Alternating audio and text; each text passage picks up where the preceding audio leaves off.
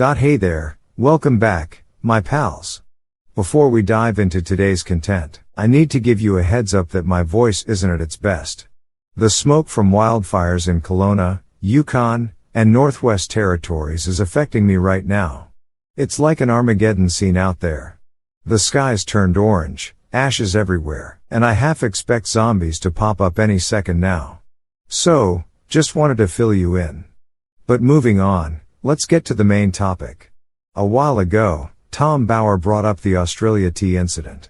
He claimed that Meghan Markle threw a cup of tea in the air. He also mentioned this in his book Revenge. However, those who've been following Harry and Meghan's journey from the start know that the original story isn't what it seemed. The tale's been altered, and I have the evidence. So, here's a little recap of what actually took place in Australia. Let's rewind to the Australia tour. The tour didn't start on the best note. Right before the tour was supposed to kick off, there were hints about Meghan's supposed pregnancy at Eugenie's wedding. Later, Harry confirmed that they'd informed guests at Eugenie's wedding about Meghan's pregnancy plans. Interestingly, Jessica Mulrooney and her husband Ben were also in Australia around the same time. Ben had a specific purpose for being there, until things went awry. According to my sources from Toronto, who are familiar with the Mulrooneys, it's rumored that Ben was set to get the exclusive scoop on Meghan and Harry's pregnancy announcement. However, their plan was apparently overheard on the flight, which forced them to improvise. That's when Harry made the announcement. He mentioned that there couldn't have been a better place to reveal the upcoming baby's gender, whether it's a boy or a girl. He expressed gratitude for the warm welcome and the opportunity to meet various Australians. Now, let's jog our memories back to that tour where Meghan kept holding her supposedly non-existent bump. It almost looked like she'd indulged in a few too many burritos and was battling some gas issues. Yet, this grown woman turned all 16 days of the tour into a clutching herself marathon while apparently acting quite harsh behind closed doors. Media reports hinted that Meghan was unpleasant to the Australian staff. Here's the highlight. Meghan gave a rather rude gesture to Australia's Governor-General, Sir Peter Cosgrove, and his wife. Instead of wearing the gifted Akubra hat, she declined to put it on, and Harry, as always, followed her lead.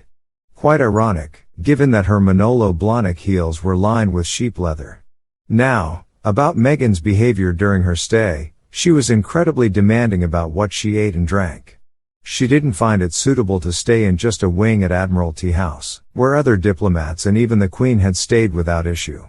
Lady Cosgrove confronted Meghan about her behavior, resulting in a heated exchange. And here's a little secret. Meghan's animal activism didn't prevent her from wearing sheep leather-lined heels. But let's not be surprised, right? Now, fast forward to the tea incident. Tom Bauer claimed that tea was thrown into the air. Initially, reports mentioned Meghan losing her temper with a staff member and a hot drink being thrown. Lady Colin Campbell, in her book, also mentioned Meghan's tea-throwing incident, with a hefty payout to silence the staff member. As per my sources, Meghan was fussing over her appearance and became furious when the tea wasn't up to her liking. Allegedly, she hurled the hot tea at the staff member, causing burns. During their stay, there were also rumors that Harry and Meghan didn't even share a bedroom at Admiralty House. Meghan's behavior resembled that of a Tasmanian devil, and none of these claims have been officially denied. So, all in all, considering these recurring accusations, it's hard to ignore the possibility that Meghan might have been a major issue. But here's the thing, the royal family continued to defend her.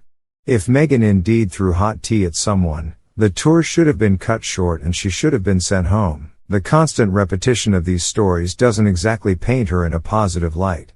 By the time they reached Australia, the cracks in Harry and Meghan's relationship with the royal family were already evident. We'd heard stories of Catherine warning Meghan about her treatment of staff, and even the Queen had a word about her behavior.